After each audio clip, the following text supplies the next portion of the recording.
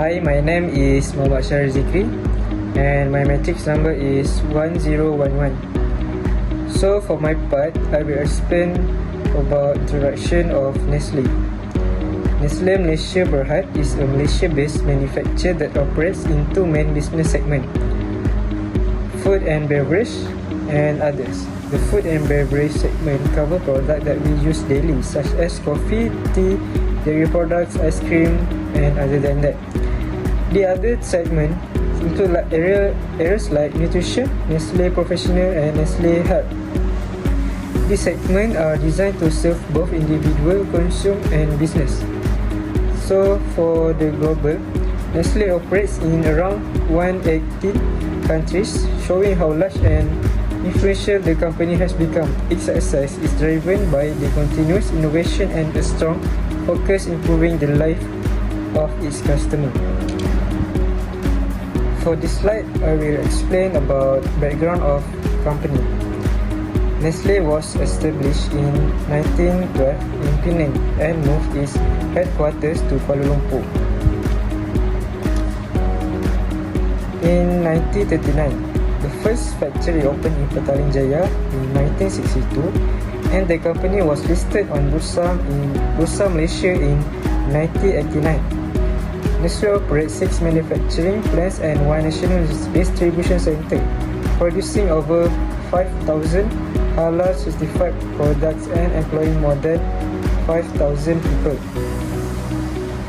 Despite challenges like rising costs and strong competition, Nestle continues to innovate by reducing sugar and salt, introducing plant-based products, and expanding online sales.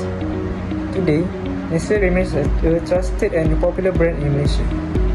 So for this part, I want to talk about the current ratio. So the current ratio is show how well a company can use the asset is already owned in the short term to pay off what if overrun. Is think of it as short-term safety and caution. So what the function? The function is access for short-term liquidity, evaluate the financial stability, aid the decision making, and identify the potential cash flow problem. So what the formula? The formula is current assets divide the current liability. So that's all about the current ratio explanations. So that's all.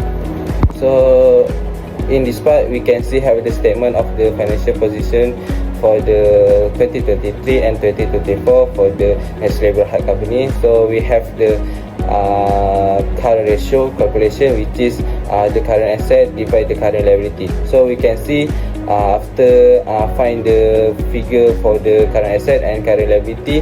So after calculation, we get the 0.61 for the 2033 and 0.55 for the 2034. So this ratio is not certification because have the decreasing. So that's all.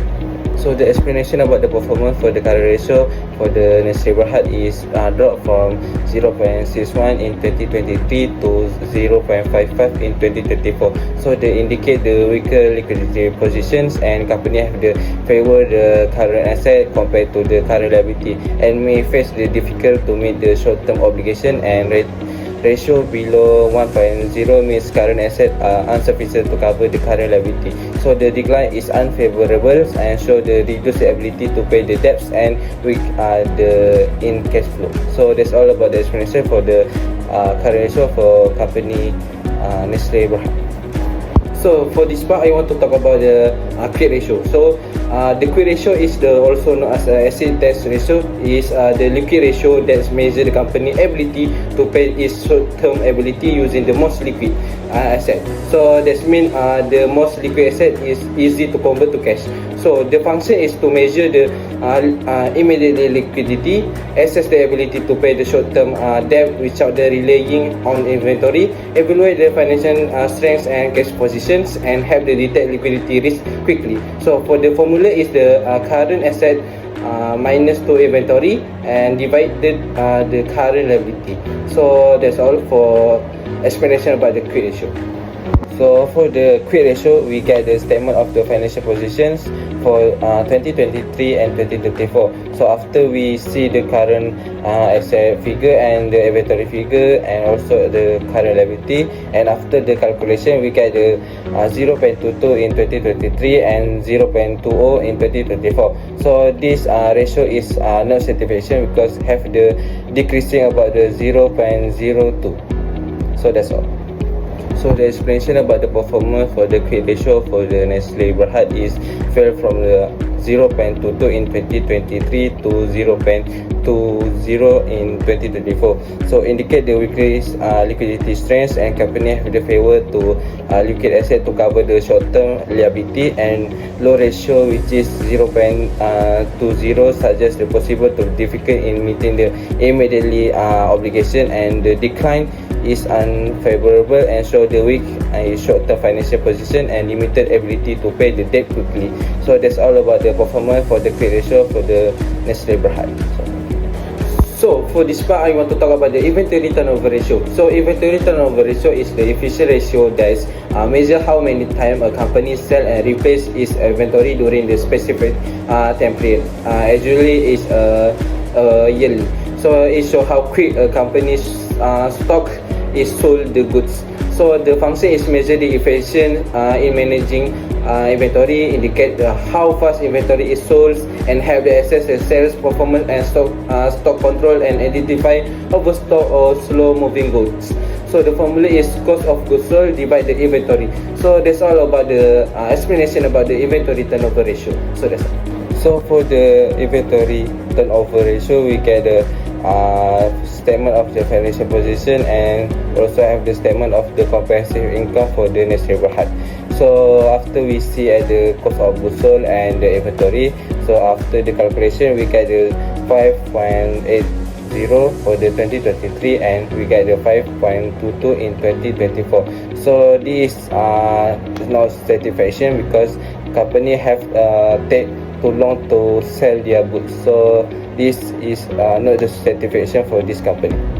So that's all. So the explanation about the performance for the inventory turnover ratio is dropped from the 5.80 in 2023 to 5.22 in 2024. So indicate the company is taking longer to sell the inventory and suggest to lower sale efficient or possible to overstocking, and higher ratio is better, so the decline is unfavorable. So they reflect less the efficient inventory management and may lead to a higher storage cost and reduce the profit for the company. So that's all about the explanation about the inventory turnover ratio for the Nestle BERHAD.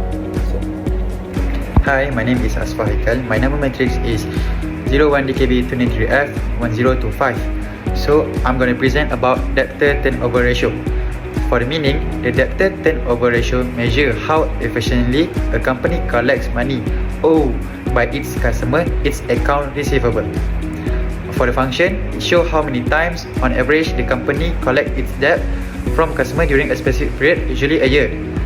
And for the formula is net credit sales divided by average account receivable. These are the SOCI for the debt turnover ratio. The debtor turnover ratio decreased from 15.53 times in 2023 to 13.89 times in 2024. Indicating that the company is collecting payments from its customer more slowly than before. This decline suggests less efficient credit control and longer collection periods, which can negatively affect the company cash flow. A lower debtor turnover ratio is generally not good, as it means more funds are tied up in accounts receivable and there are a higher risk of bad debts.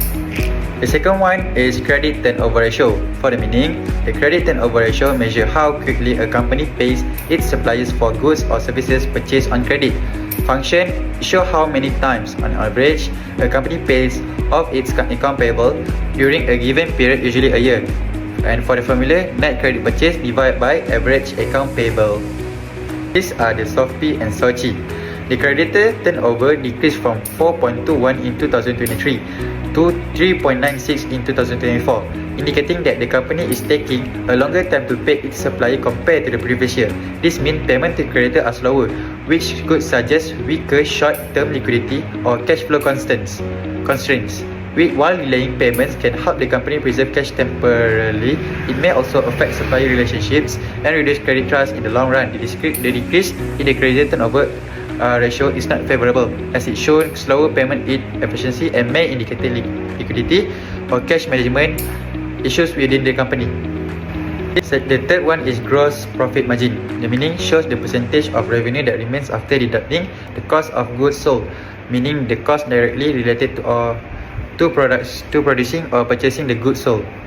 Function, it tells you how much profit the company makes from its sales before deducting operating expenses, taxes and interest. Formula, gross profit divide revenue and then times 100. This is the SOCI, when the gross profit margin decreases from 31.64% in 2023 to 30.28% in 2024. It is not a good sign for the company. This decrease means that the company cash cost of goods sold has increased, or it is selling products at lower price to stay competitive. It could be caused by higher raw material costs, increased production expenses or strong market competition. A lower gross profit margin shows that the company is earning less profit from each ringgit of sales, which suggests weaker cost control or lowering pricing power. Assalamualaikum, my name is Muhammad Hazim bin Muhammad Faisal. My matrix number is 1023. My first part is net profit margin. Net profit margin is a profitability ratio that measures how much of a company total revenue remain as a profit after all expenses are deducted, including operating costs, interest, taxes and other expenses. The function is to measure overall profitability and evaluates cost efficiency. For the answer of 2023, we got 9.36%. For 2024 is 6.68%. The formula of net profit margin is net profit divided by revenue times 100. When the net profit margin decreases from 9 to 36% in 2023 to 6.6% in 2024, it is not a good sign for the company. This decrease means the company is earning less profit for every ringgit of sales. Next is return on equity. Return on equity, also called ROE, is a profitability ratio that measures how effectively a company uses shareholders' equity to generate profit. The function is to measure profitability for shareholders and evaluate management efficiency. The formula is net profit divided by shareholders' equity times 100. For 2023, the answers we got 97.77%, and for 2024 we got 75.91%. The ROE decreased from 97.77% in 2023 to 75.91% in 2024, indicating the company is generating less profit from shareholders' equity. This suggests reduced efficiency in using investment to produce income. Furthermore, we have debt to equity ratio. The formula is total liabilities divided by shareholders' equity. Measures how much a company relies on debt compared to shareholders' equity to finance its asset. The function is to assess financial risk and to show capital structures. The answer for 2023 we got 4.29%, and for 2024 we got 5.67%. When the debt ratio increases from 4 to 4.29% in 2023 to 5.67% in 2024, it is not a good sign. This shows the company is using more debt to run its business, which means higher financial risk. If profits go down, the company may have trouble paying. This one is earning per share, also what we call EPS. EPS shows how much net profit is earned for each ordinary share issued by the company. It measures the profitability per share and helps investors understand how much profit for the company to make for every share they own. The function is to help investors compare performance and indicator for dividends. When the earning per share decreases from 2.81% to 1.77%, it is not good for the company. This means the company is earning less profit for each share, showing lower profitability. The decrease may be caused by reduced net income or an increase in the number of shares issued. The formula is net profit divided by the number of ordinary shares. Industry risk analysis. The first point is raw material price risk. The volatility of the price of raw material. It relies very heavily on key commodities like milk, sugar, cocoa, coffee and palm oil. For example, adverse weather conditions like the consequences of droughts, can reduce harvest. The second point is market and competition risk. Competition is fierce within the Malaysian F&B, where there are many domestic and international players in this field. For this reason, Nestle will have to invest continuously in marketing, R&D, and innovation to outperform other brands. The third point is consumer trend and product risk, form of changing consumer preferences. Nestle has to keep on reformulating the existing products. The last point is regulatory and compliance risk. The food and beverage industry in Malaysia is also strictly regulated by government authorities. Nestle must comply with laws relating to food safety. In this slide, I will explain about recommendation. For the first one, overall financial stability. The company shows overall financial stability is good. Minor declines in efficiency and profitability observed. Point number 2, efficiency. Slower inventory turnover, slower receivable turnover, and indicate less effective working capital management. And the third one is liquidity. As we can see, the current ratio is 0.55 with short-term liquidity, and quick ratio 0.20 may face difficulties covering immediate obligation. And the last one is profitability and financial strength. The gross profit margin shows 30.28%, and then the net profit margin is 6.68%, return on equity 75.91%, and satisfactory for a large multinational. Low debt ratio 5.670%, which is low financial risk and low reliance on external financing. Last but not least, in conclusion, Nestle Malaysia remains a stable and reputable company in the food and beverage industry. Although liquidity and profitability ratio have declined slightly, they do not threaten the company's financial health. Nestle maintains efficient debt management, strong shareholder return, and a solid profit base supported by its strong brand and global network. Through product innovation, digital transformation, and sustainability initiative, the company effectively manages industry risks. So for overall, Nestle Malaysia is financially strong, well managed, and capable of meeting its obligation. For the recommendation, the financial application can be approved as the company possesses low credit risk and has stable growth prospects.